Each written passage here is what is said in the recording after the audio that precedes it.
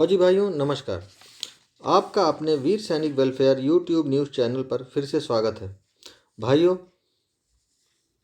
आज जो वीडियो मैं लेकर आ रहा हूँ वो बहुत ही महत्वपूर्ण है और जैसा कि आप थंबनेल में भी देख सकते हैं कि स्पर्श पीपीओ एंड आइडेंटिफिकेशन, इसका मैंने टॉपिक भी रखा है और इसलिए आप लोग से रिक्वेस्ट है कि इस वीडियो को अंत तक ज़रूर सुनिएगा।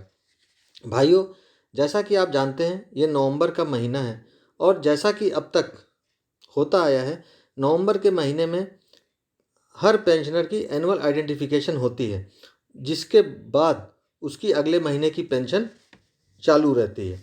अदरवाइज पेंशन टेम्पोरली रोक दी जाती है। इस बार थोड़ी सी परिस्थितियां बदल गई हैं, इसलिए कि बीच में स्पर्श पीपीओज का भी एंट्री हो चुका है। तो अगर मोटा मोटी देखें तो जो हमारे पेंशनर डिफेंस सिविलियन हो या फौजी भाई हो, ये दो कैटेगरीज में डिवाइड किए जा सकते हैं। पहली कैटेगरी तो उन पेंशनर्स की है जिनका कि फ्रेश पीपीओ ही स्पर्श से हुआ था। जैसा कि आप जानते हैं 1 अगस्त 2021 ऑनवर्ड्स जो भी फौजी भाई या सिविलियन भाई, डिफेंस सिविलियन भाई रिटायर हो रहे हैं, उनकी पेंशन स्पर्श से ही जा रही है।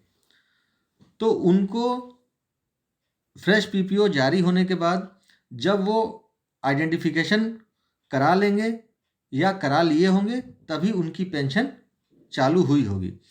और जिनकी अभी पीपीओ इशू हो रही होगी वो अपना आइडेंटिफिकेशन करा लेंगे तो उनकी पेंशन चालू हो जाएगी। ये पहले सिस्टम में भी होता था कि पीपीओ जारी होने के बाद आपको आइडेंटिफिकेशन, अंडरटेकिंग ये सब जमा करना पड़ता था और उसके बाद आपकी पेंशन चालू होती थी।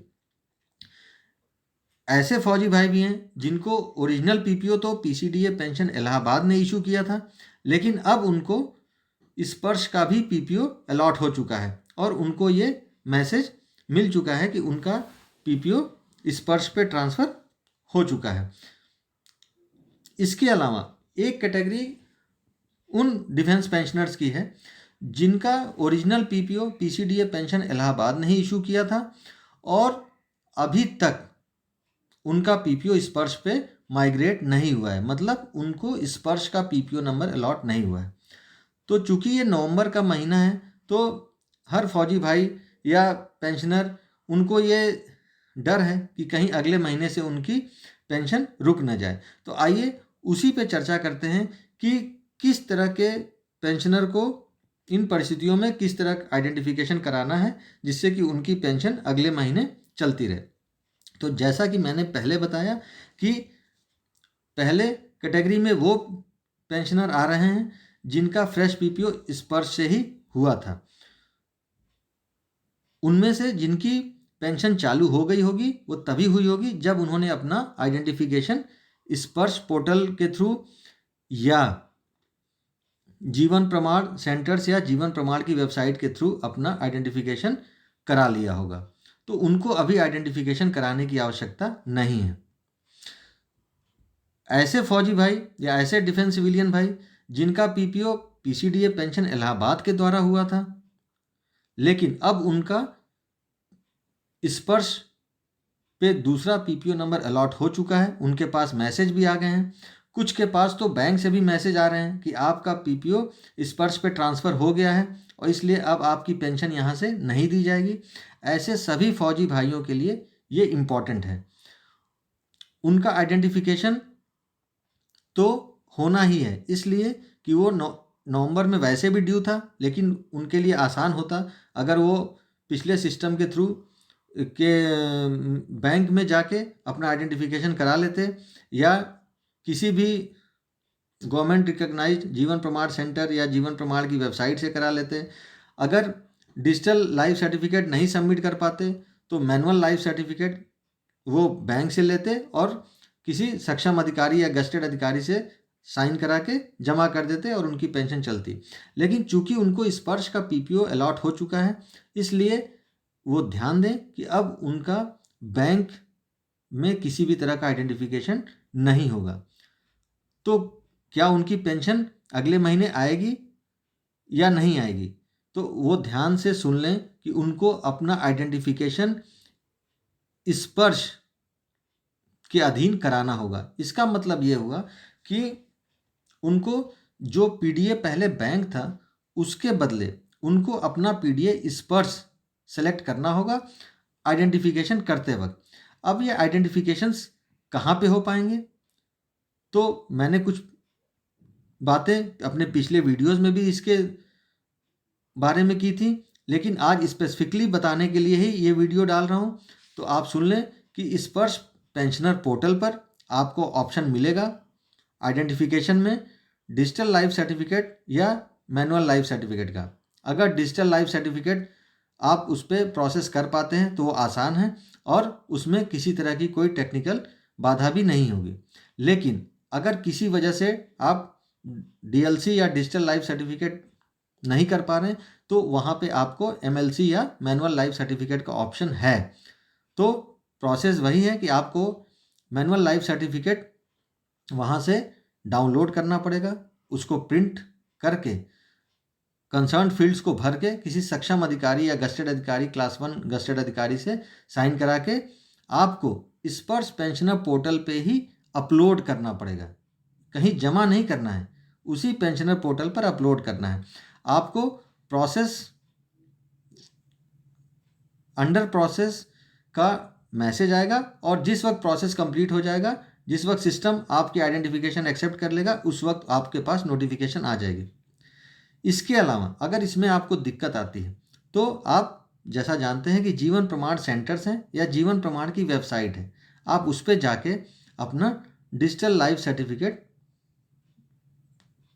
कर सकते हैं और वो मेरे ख्याल से आसान भी है। तो ऐसे सभी फौजी भाई जिनको कि स्पर्श का पीपीओ नंबर अलॉट हुआ है, हालांकि उनका पहला PPO number PCDA pension Allahabad के द्वारा ही चल रहा था, ऐसे सभी फौजी भाइयों को अपना आइडेंटिफिकेशन करा लेना पड़ेगा।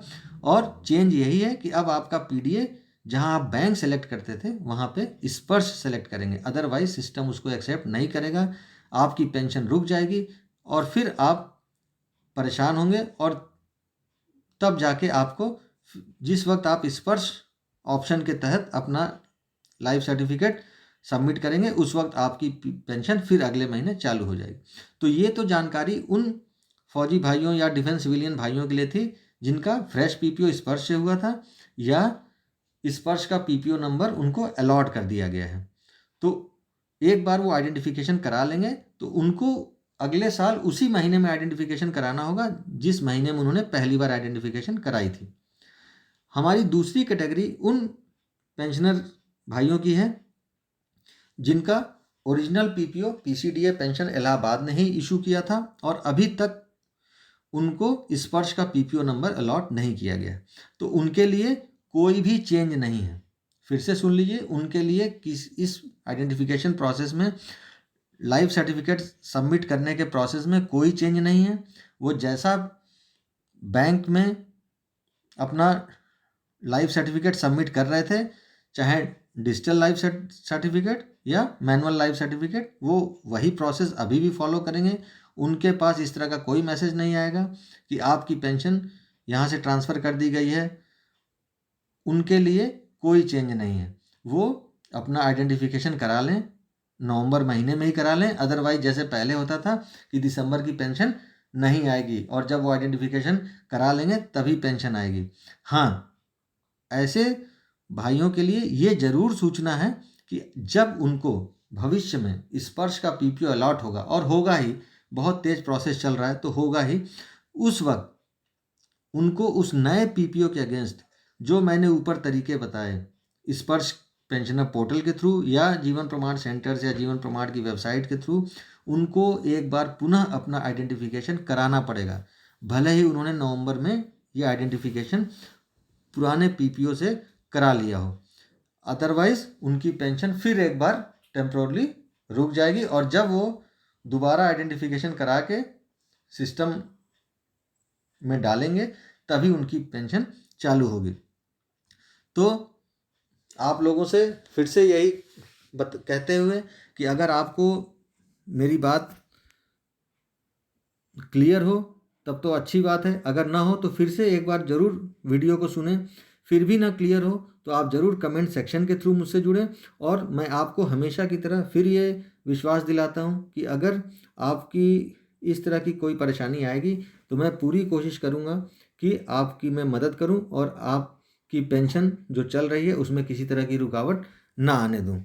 तो आप सभी से फिर से ये रिक्वेस्ट करते हुए कि अगर मेरे कंटेंट्स, मेरे वीडियोस आपको पसंद आ रहे हैं तो उनको ज़रूर आप लाइक करें, अपने ग्रुप में शेयर करें और सब्सक्राइब करें, जिससे कि जो फ्यूचर में पेंशन से रिलेटेड वीडियोस में डालूं वो आपको ईजिली अवेलेबल हो पाएँ और आप लोगों का किसी भी तरह से हेल्प हो पाए, जिससे कि आप लोग की भाग दौड़ या किसी तरह पैसे का वेस्टेज या समय का वेस्टेज ना हो।